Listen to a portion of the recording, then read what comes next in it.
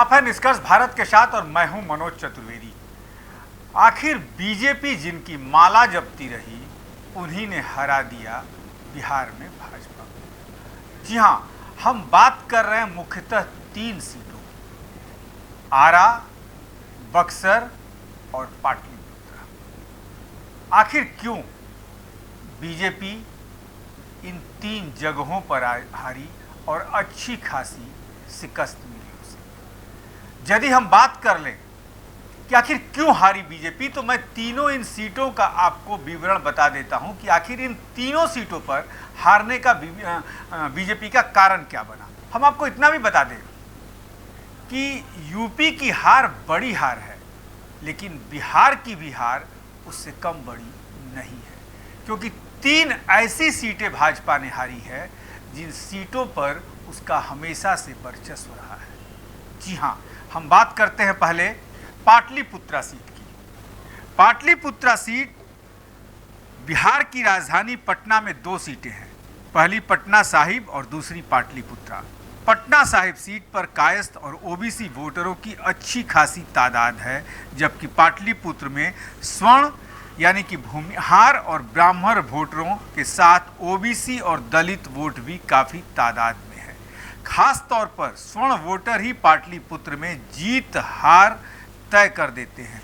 यहाँ भूमिहार वोट 10%, राजपूत 4% और ब्राह्मण वोटर 2% हैं। इसके अलावा मुसलमान वोटर 8% हैं। अब आपको समझा देते हैं। मुख्य रूप से भूमिहार वोटर, ब्राह्मण वोटर जो है और ओबीसी में भी कुछ संख्या जो है छिटक कर चली गई, या तो मीसा भारती के साथ और या उन्होंने वोट ही नहीं दिया। जैसा आपको हमने बताया कि 8% जो है पाटलिपुत्रा में मुसलमान हैं। मुसलमानों का एक तरफा वोट जो है वो मीसा भारती की तरफ गया। पहला कारण तो ये था। दूसरा कारण था कि मुफ्त अनाज जिन ओबीसी या जो परिवार इसके लायक है जिन्हें मिलता था वो तो सही है, उसके लिए उन्होंने प्रधानमंत्री मोदी को शाबाशी दी, लेकिन महंगाई ने उनकी कहीं ना कहीं कमर तोड़ रखी थी। तो मुफ्त के अनाज के दिखावे में महंगाई को उन्होंने नज़रअंदाज नहीं किया, क्योंकि महंगाई अपने चरम सीमा पर थी। तो बिहार में सीटों के हारने का एक ये भी कारण बना। दूसरी, यदि हम आरा की सीट पर ध्यान दें तो आरा के हारने का कारण था कि आरा में डेवलपमेंट, विकास तो बहुत हुआ, लेकिन विकास जो है वो सिर्फ शहरों की चकाचौंध में कहीं खोकर रह गया और गांव के वोटर वोट नहीं दिए। जैसा कि हमने भी अपनी एक खबर में दिखाया था कि भूमिहारों के गांव ने वोट नहीं दिया है आरके सिंह। ब्राह्मण जो हैं वो आनंद मिश्रा पूर्व आईपीएस के साथ चले गए, जबकि ये सीट एक तरीके से राजपूतों की ही थी।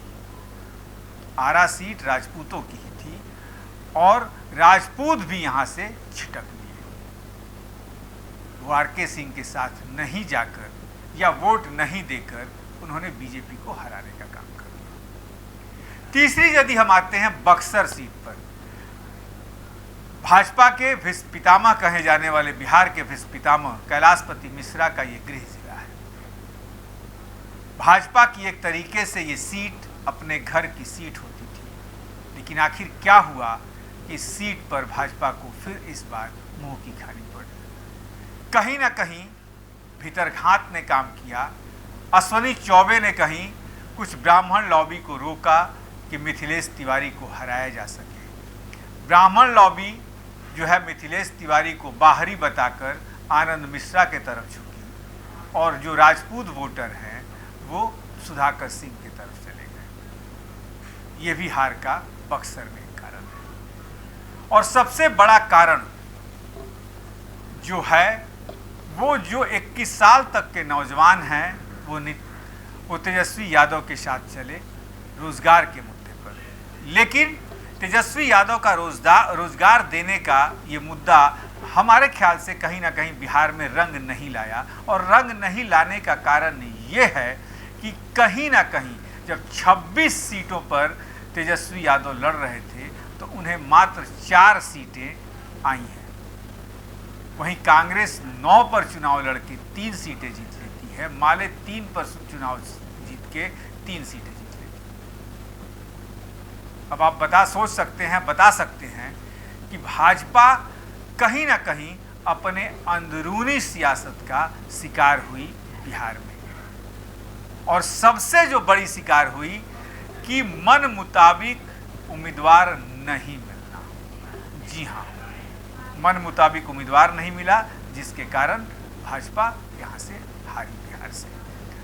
आज ही जब हमने सुबह सुबह प्रेम कुमार से पूछा, बिहार सरकार के मंत्री हैं, भाजपा कोटे से आते हैं, तो उन्होंने कहा हार क्यों हुई है 4 सीटों पर, जल्द से जल्द हम अध्यक्ष सम्राट चौधरी के साथ बैठकर इस पर मंथन करेंगे।